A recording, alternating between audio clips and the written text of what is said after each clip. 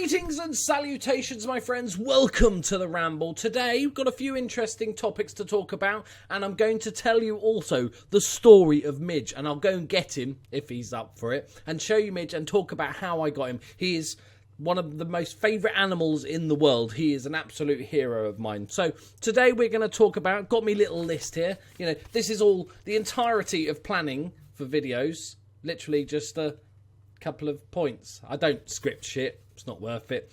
Right, so today, my rant, it's not really a rant, it's more of a discussion about restarting games. You'll get what I mean when I talk to you about it. Then we're going to talk about the diet and how that's going and this giving up smoking, and then we're going to do the Midge meet. Then we're going to talk to you about a brand new series that's starting on my channel, probably tomorrow. I'm recording it after this, so that should be fun. So, let's get on to the first subject, and I think let's talk about football. Let's talk about football. Let's have a quick football chat.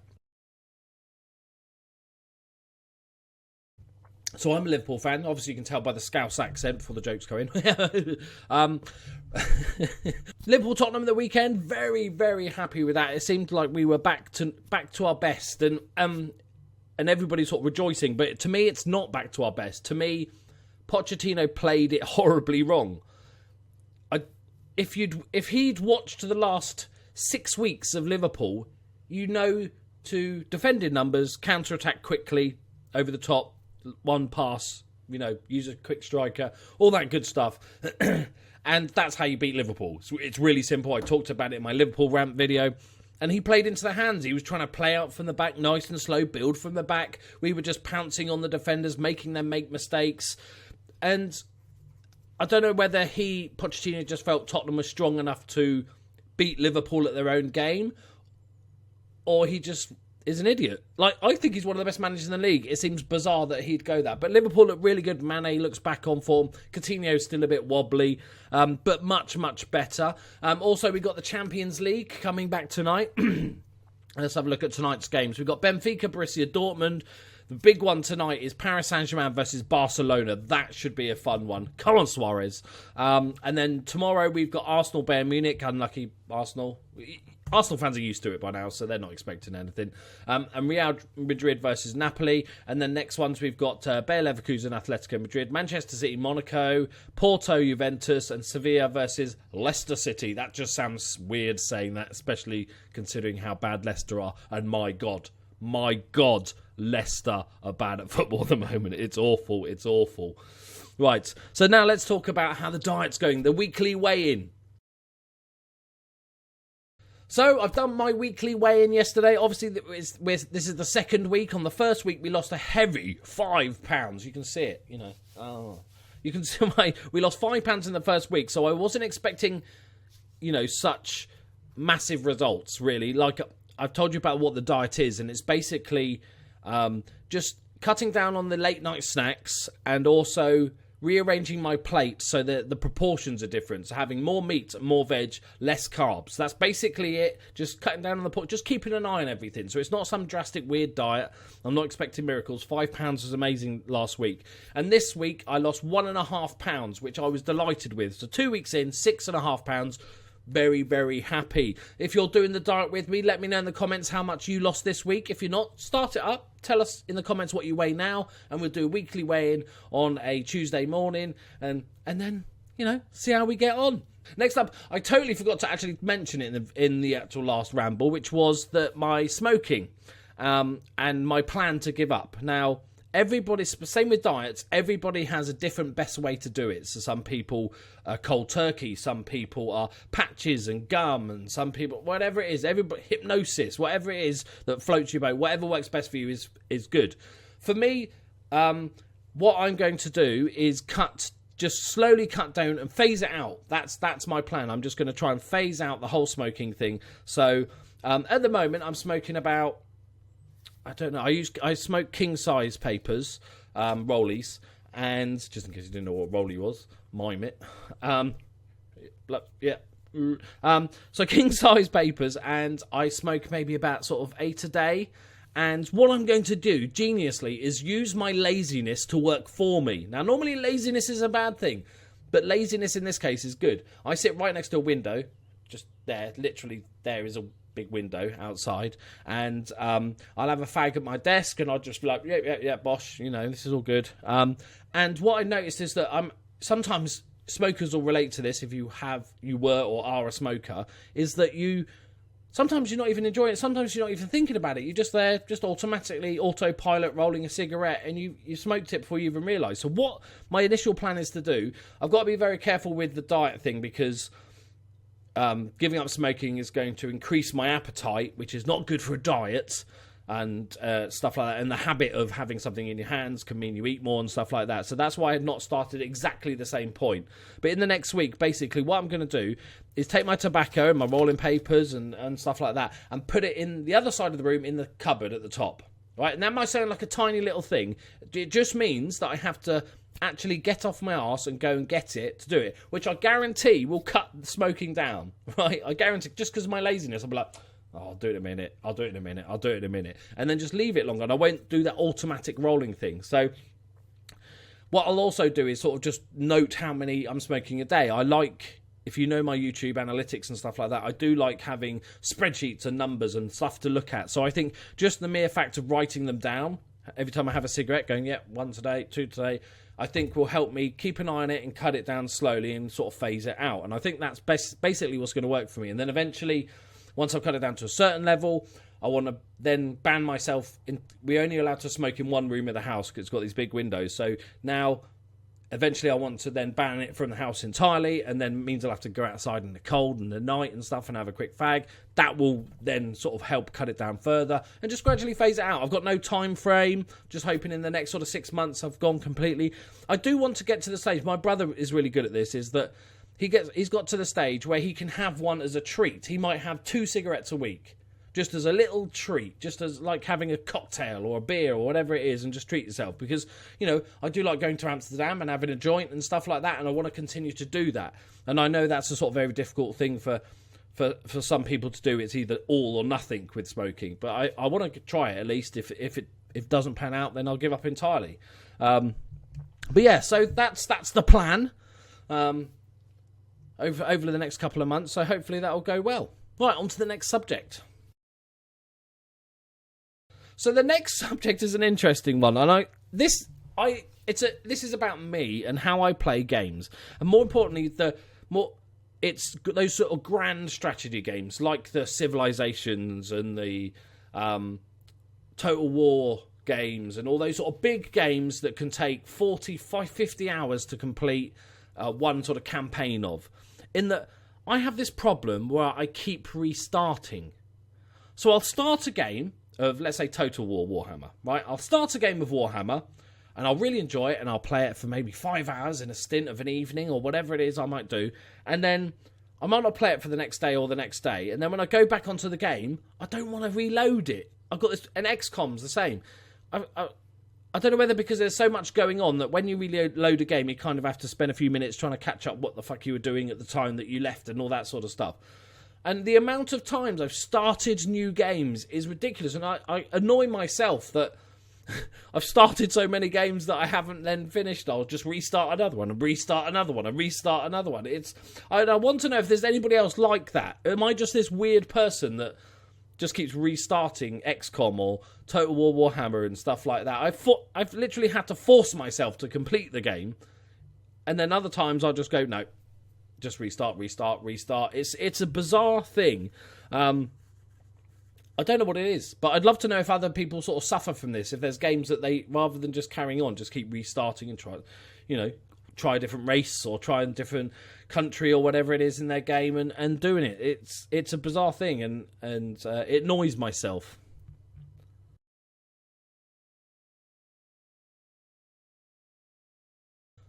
So the next thing I want to talk to you about is the very next game I'm going to be playing on my channel. And this game will start, I'm going to record it after this video, and hopefully it might go live tomorrow, which will be Wednesday, possibly Thursday, depending on the schedule of all things.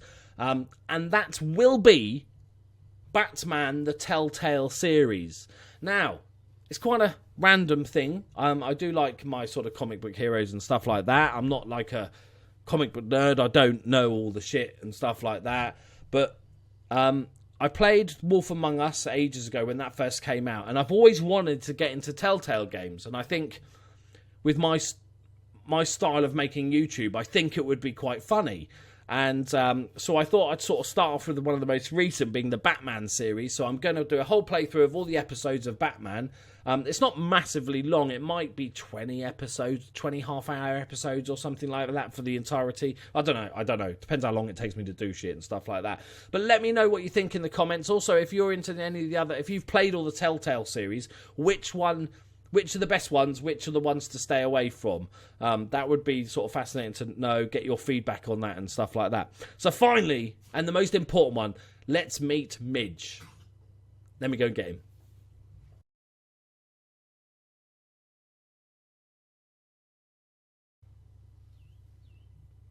Right, here is the legend that is, well, the tale of the legend that is Midge. Here he is. Looking very tired because I woke him up. Let me tell you about Midge, because we're doing the sort of meet the family. He's going to just collapse everything now, isn't he? Hey, Midgey. So basically, Midge is a rescue cat. He's 12 years old, and my girlfriend works at a waste recycling place.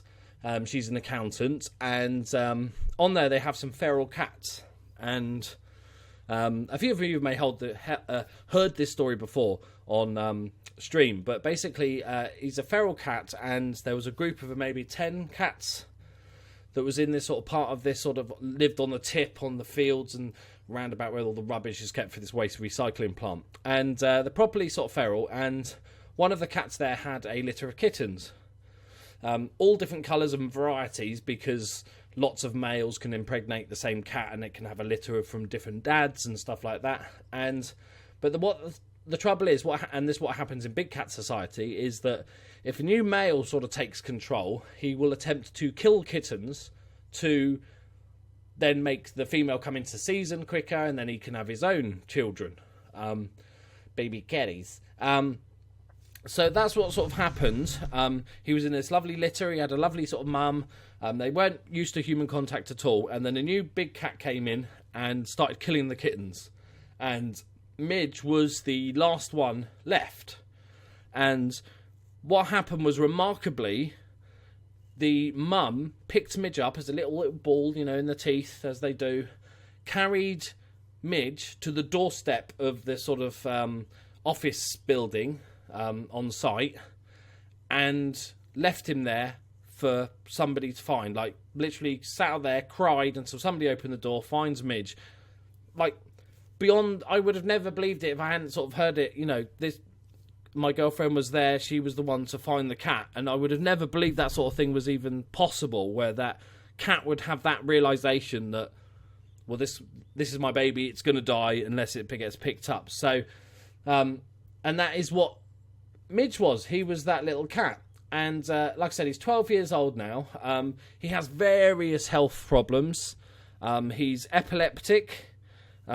He has dietary issues. He has had urinary canal problems with a crystal build-up, which is quite a common problem. He has to have a special diet because of that. He's overweight. I've got a list of all the stuff. He's inbred, which is part of the reason why he has all these health problems, because all the cats would mate with each other. There's no rules, man. It's like a massive Greek orgy or something like that. And but despite everything, he is the sweetest, most loving cat. He's an absolute legend. Now, I've got a window here. I'll tell you this story. It's hard for me to tell you because it makes my stomach turn. I have a window here. We're on the first floor, and I'll show you a picture looking down, right? I'll put it up there, right? Of looking down from this window. And one day, this was a couple of years ago, Midge, we can make sure, obviously, we keep the window shut when the cats are in here because we don't want them on the windowsill. Although cats are quite good, it's quite a big windowsill, they'll normally balance fine. And Molly has our other cat, which I'll introduce you to later. She's got out a couple of times. She just sits on the windowsill for a bit, turns around, comes in when it gets a bit cold.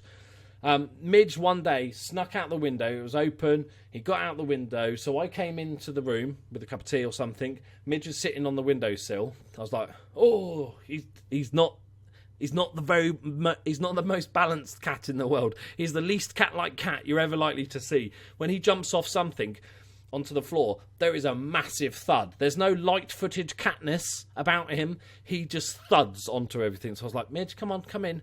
So basically what happened is he's halfway down the windowsill and he has to turn around to come back in.